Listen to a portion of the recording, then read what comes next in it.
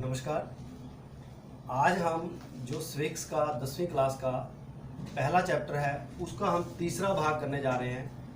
पहले दो भाग में हमने ये जो लेसन है पावर शेयरिंग उनके बारे में हमने पहले भाग में किया था कि पावर शेयरिंग क्या होता है, उसकी ज़रूरत क्यों होती है और उसके फॉर्म्स क्या हैं।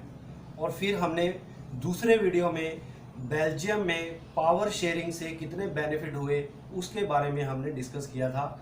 आज हम बात करने जा रहे हैं जो दूसरा उदाहरण है उस देश का। उस लेसन में देश का जो उदाहरण है वो श्रीलंका का उदाहरण है कि वहाँ पर किस प्रकार पावर शेयरिंग ना होने की वजह से किस प्रकार अशांति और गृह युद्ध जैसी स्थिति पैदा हो गई। तो आप जानते हैं कि जो श्रीलंका है, आप देख रहे हैं भारत के दक्षिण में इंडियन ओशियन में है और बिल्कुल भारत के दक्षिण में सटा हुआ है। अब वहाँ पर जातीय समीकरण या एथनिक कम्युनिटीज़ की अगर हम बात करें तो वहाँ पर क्या देखते हैं कि वहाँ पर लगभग ये वाला जो ब्लू वाला हिस्सा है ये सिंघालीज है, हिंदी में जिसको हम सिंगली भी कहते हैं, और ये बौद्ध भाषा बोलते हैं। और ये लगभग वहाँ की आबादी का लगभग 74% है। यानी सिंगली जो बौद्ध भाषा बोलते हैं वो श्रीलंका के अंदर 74% लोग हैं। अब वहाँ पर तमिल लोग भी हैं और जो तमिल लोग हैं वो कुल मिलाकर के 18% हैं, 18% तमिल हैं, यानी जो तमिल भाषा बोलते हैं। और उनका विभाजन भी दो ग्रुपों में हुआ है। पहला ग्रुप क्या है, ये जो आप रेड वाला पोर्शन देख रहे हैं, नॉर्थ में, श्रीलंका के नॉर्थ में और नॉर्थ ईस्ट में, ये जो वाला हिस्सा है या ईस्ट में भी कह ले थोड़ा सा, ये जो है ये वहाँ के जो श्रीलंका के मूल रूप से निवासी हैं और तमिल बोलते हैं, उनको हम नेटिव तमिल के नाम से या श्रीलंका के तमिलों के नाम से जानते हैं। और इनकी जो संख्या है वो लगभग 13% है। 18 में से 13% जो है वो श्रीलंकाई तमिल हैं। और ये जो ब्लैक वाला हिस्से है इसके बिल्कुल साउथ में और बीच में हल्के हल्के यहाँ पे देख रहे हैं आपको, ये जो हैं ये इंडियन तमिल है, भारतीय तमिल, और ये 5% है कुल जनसंख्या में या जो तमिल भाषा बोल रहे हैं। अब ये इंडियन तमिल यहाँ पे कैसे आए, आपको पता ही है कि अंग्रेजों का भारत में भी राज था और श्रीलंका पे भी राज था। वो 1948 में उसको आज़ादी मिली थी, वहाँ से भारत को 1947 में मिली। लेकिन जब वो राज कर रहे थे तो आपको पता है कि जैसे लेबर की जरूरत पड़ती थी उनको, उनका अंग्रेजों का संसार के विभिन्न देशों पर अधिकार था। और वो क्या करते थे, क्योंकि भारत की आबादी ज़्यादा थी तो वो यहाँ से जो आबादी में से जो लेबर का काम करते थे उनको विभिन्न देशों में लेकर के जाते थे, रबड़ प्लांटेशन के लिए, टी प्लांटेशन में काम करने के लिए। तो इसी प्रकार यहाँ पर वो भारत से श्रीलंका में इस प्रकार यहाँ पर आकर के उन्होंने काम किया और वो यहीं आकर के बस गए। तब आप देख सकते हैं कि यहाँ पर जो ब्लू वाला हिस्सा है वो 74% जो यहाँ के सिंगली हैं, बौद्ध भाषा बोलते हैं, और 18% तमिल हैं, जिनमें जो श्रीलंका के तमिल हैं वो 13% हैं, और जो भारतीय तमिल हैं जो भारत से यहाँ पे आए, अंग्रेजों के द्वारा लाए गए काम करने के लिए मजदूर के रूप में, वो यहाँ पर 5% हैं। और 7% जो लोग हैं वो क्रिश्चियन हैं, ईसाई हैं, और ये तमिल भी बोलते हैं और सिंगली भी बोलते हैं, यानी बौद्ध धर्म भी ग्रहण किया उन्होंने। और यहाँ पे जो 18% तमिल है वो, जिनमें 13 और 5% का अलग अलग विभाजन है श्रीलंका और भारतीय तमिलों के बीच में, वो हिंदू भी हैं और मुसलमान भी हैं। यानी तमिल जो है वो हिंदू और मुसलमान हैं, जो सिंगलीज हैं वो बौद्ध हैं, और जो क्रिश्चियन है 7% वो जो हैं वो तमिल भी बोलते हैं और सिंगली भाषा भी बोलते हैं। बाकी जो 1% बचा है वो अन्य वर्ग हैं, वो विभिन्न प्रकार के मिले जुले लोग हैं। तो इस प्रकार हम देखते हैं कि 74%, 18 ये हो गया, 18 7 25 और 1% ये 100% का हमने जो डेमोग्राफी कंपोजिशन किया है भाषा के आधार पर वो थोड़ा समझाने का प्रयास किया है। अब यहां पर क्या स्थिति पैदा हुई कि पावर शेयरिंग ना हुआ। कैसे पता चलेगा कि हमने कहा कि यहाँ पर पावर शेयरिंग नहीं होने की वजह से किस प्रकार इस छोटे से आइलैंड देश में किस प्रकार गृह युद्ध की या सिविल वॉर की स्थिति बन गई।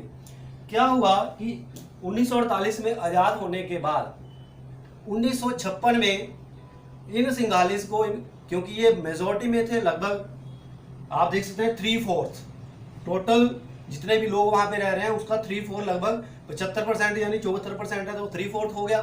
तो वो इन्होंने क्या किया, इन्होंने कहा कि हम मेजोरिटी में हैं, तो इन्होंने अपना डोमिनेंस दिखाना शुरू किया और उसके लिए उन्होंने 1956 में इन 1956 एक एक्ट पास किया, एक अपने देश के अंदर एक अधिनियम बनाया, कानून बनाया, जिसके तहत क्या किया, उन्होंने कहा कि जो सिंगली है उसको ऑफिशियली लैंग्वेज, आधिकारिक भाषा के रूप में मान्यता दे दी।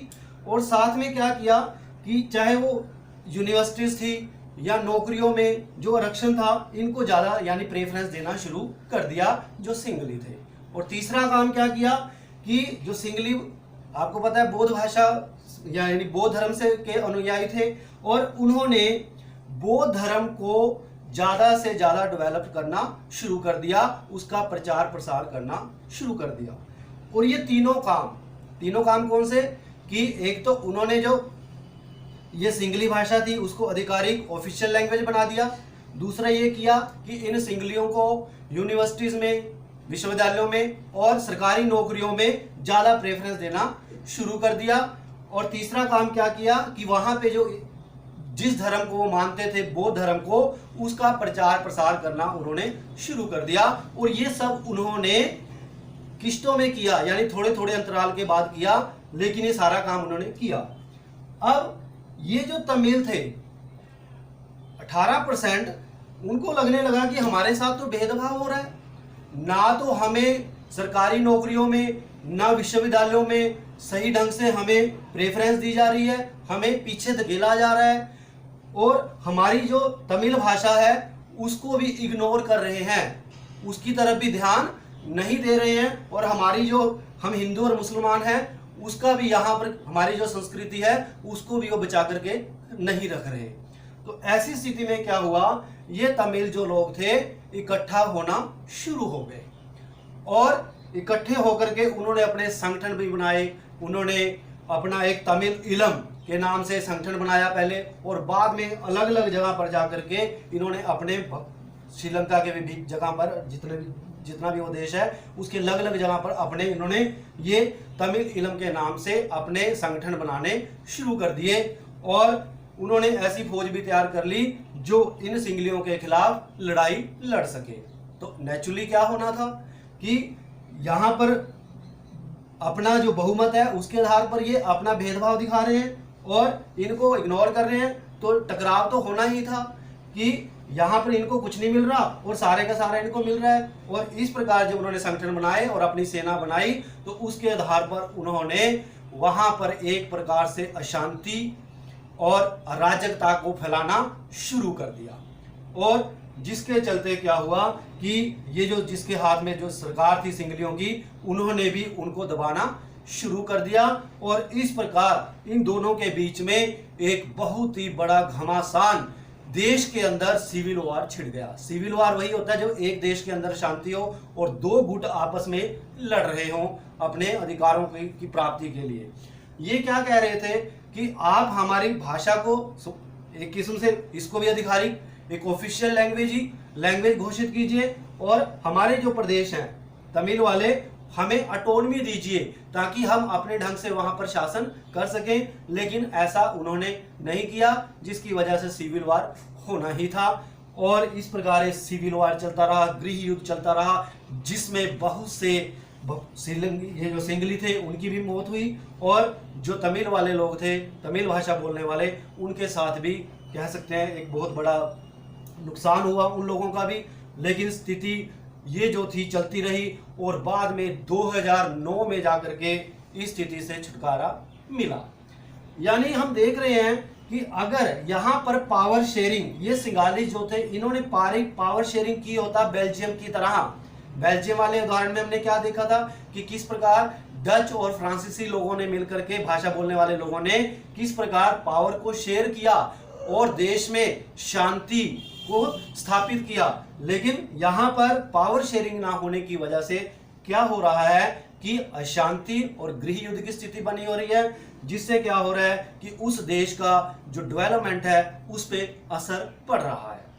तो इस प्रकार हमने तीनों वीडियो में ये देखने का प्रयास किया है कि जो पावर शेयरिंग है एक डेमोक्रेटिक, एक प्रजातांत्रिक या लोकतांत्रिक देश के लिए बहुत ही जरूरी है, क्योंकि उसमें सब वर्गों को प्रतिनिधित्व मिलता है, सब लोगों का भला होता है। लेकिन जब पावर शेयरिंग नहीं होती तो किस प्रकार उस देश में अशांति फैलती है, अराजकता फैलती है और जो डेवलपमेंट है वो कहीं हमें दिखाई नहीं देता।